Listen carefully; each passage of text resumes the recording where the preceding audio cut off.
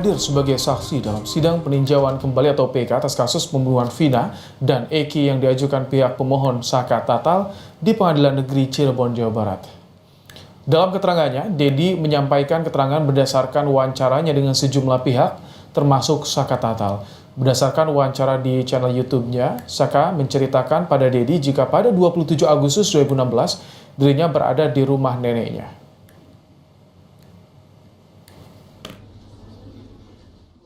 Dari channel yang saya ungkapkan ke publik, pada tanggal 27 Agustus 2016, saudara Saka Tatal berada di rumah. Dia berada di rumah neneknya dan berada di rumah Sadikun. Kemudian, pada waktu itu dia nongkrong-nongkrong sampai malam hari di rumahnya Sadikun. Pada waktu itu ada motor saudara Irfan yang mogok karena mengalami gangguan kabilator. Kemudian, motor yang mogok itu diteleponlah yang punya bengkel bernama Heri oleh Sadikun untuk apakah bisa memperbaiki motor Irfan, dan Heri mengatakan bisa.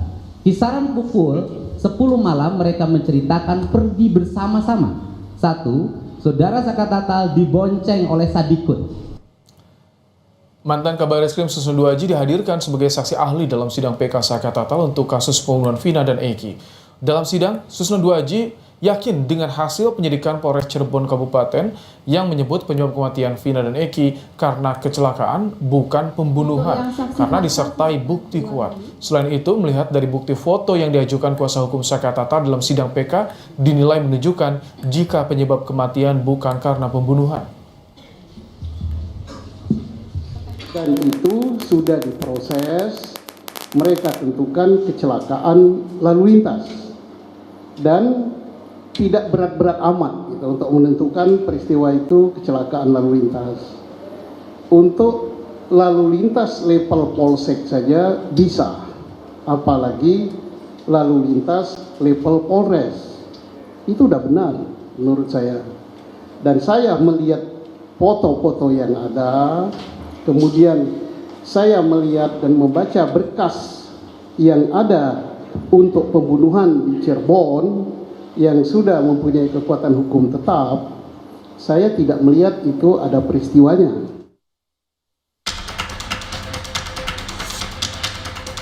Luka-lukanya yang saya lihat seperti ada hal-hal atau mungkin perbuatan-perbuatan lain, sehingga hati saya terketuk sebagai orang tua untuk mencari penyebabnya.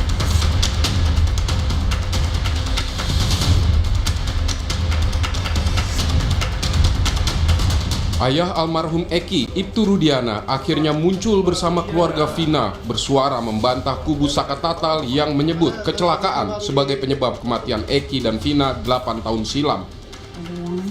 Ibtu Rudiana yakin dari sejumlah luka yang ia lihat pada jasad Eki, penyebab kematian bukan karena kecelakaan, melainkan pembunuhan.